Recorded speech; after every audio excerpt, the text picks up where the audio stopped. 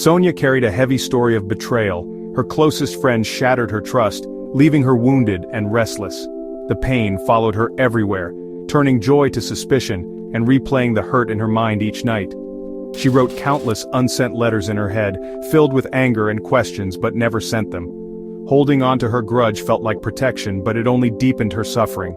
She believed her anger held her friend accountable, yet realized she was the one bleeding. The weight of unforgiveness crushed her spirit, not her betrayer. This is a universal story. We all stand at the crossroads, holding the heavy stone of a grudge, wondering if release is possible. There is another path, the path of forgiveness. Refusing to forgive is like building a prison for ourselves. Our minds and bodies bear the cost. Holding a grudge keeps our stress response on high alert, flooding us with cortisol and adrenaline. This chronic stress weakens our immune system, raises blood pressure, and disrupts sleep. Our bodies keep the score, every cell feeling the impact of unresolved pain. Psychologically, unforgiveness traps us in a cycle of reliving trauma, fueling anxiety and depression. Neuroscience shows chronic anger rewires our brains for fear, making it harder to find peace. We think we're punishing the one who hurt us, but we're the ones truly trapped. Only forgiveness can break these chains.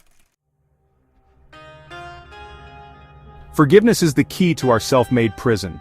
It's not forgetting or excusing, but a conscious act of self-love, releasing bitterness to reclaim our peace. Forgiving does not say, "What you did was okay, but I will not let it control my life."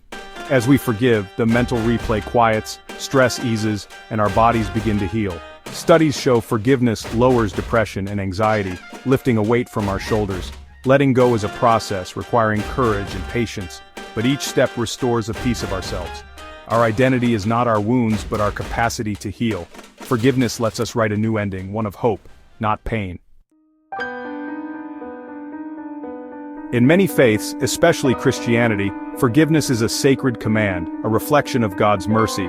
The Bible urges us to forgive as we have been forgiven, not as a suggestion, but as a path to spiritual wholeness.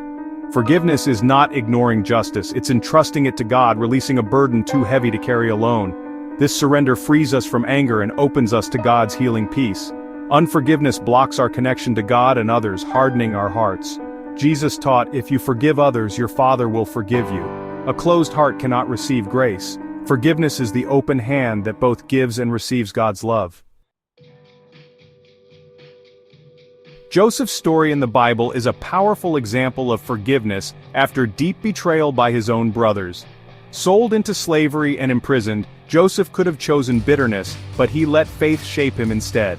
When famine brought his brothers to Egypt, Joseph had the power to take revenge. Instead, he forgave, saying, "You intended to harm me, but God intended it for good."